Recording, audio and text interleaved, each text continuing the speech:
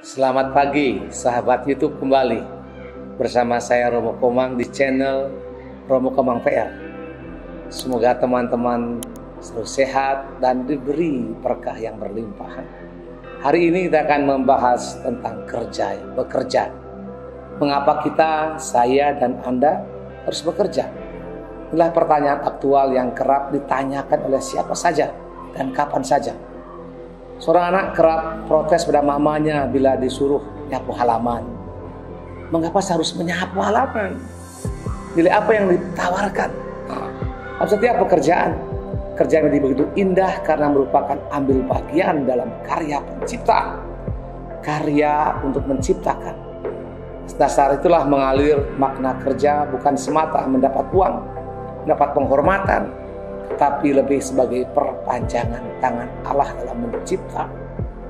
Adakah makna kerja ini telah mengantar kita menjadi para pencipta? Kerja juga sebuah tantangan zaman, entah suatu kemajuan atau suatu kemunduran. Dewasa ini anak-anak hampir tidak bekerja sendiri, tergantung pada pembantu semua mereka. Menciptakan pola pikir baru, kerja adalah tugas pembantu. Sadar atau tidak, pola pikir ini berpengaruh juga pada nilai kerja di mata seorang anak.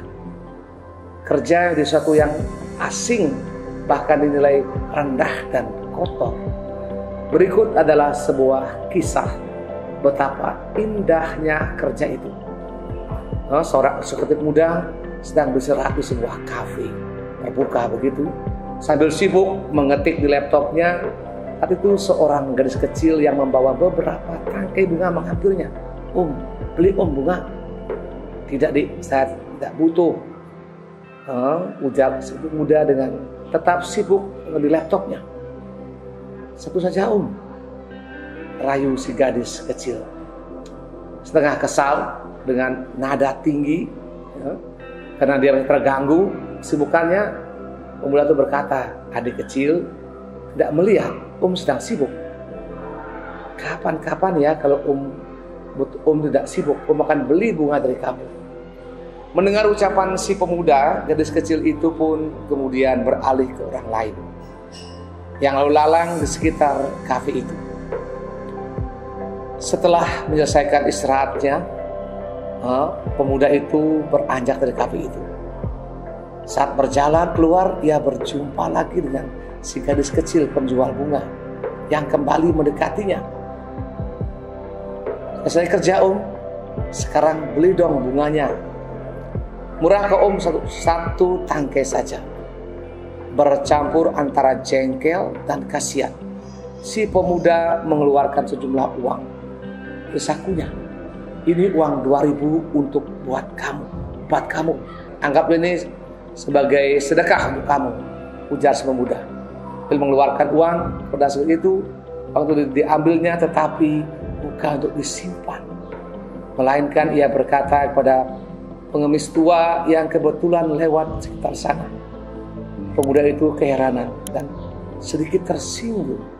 "Kenapa uang tadi tidak kamu ambil, telah kamu berikan kepada pengemis?" Dengan keluguannya, si gadis itu menjawab, "Maaf saya telah berjanji dengan ibu saya bahwa saya harus menjual bunga ini dan bukan mendapatkan uang dari meminta-minta. Itu pesan, walaupun tidak punya uang, kita tidak boleh menjadi pengemis."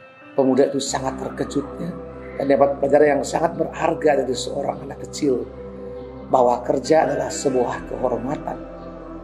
Meski hasil tidak seberapa, tapi keringat yang menetes dari hasil kerja keras adalah sebuah kebanggaan. Kemudian si pemuda itu akhirnya mengeluarkan dompetnya dan membeli semua bunga itu, bukan karena kasihan, tapi karena semangat kerja dan keyakinan si anak kecil yang memberinya pelajaran berharga itu.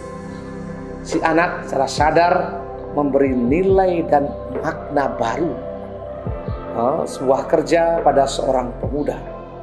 Keyakinan itu mengubah pola pikirnya dan ia mewujud nyatakan dalam semangat memberi.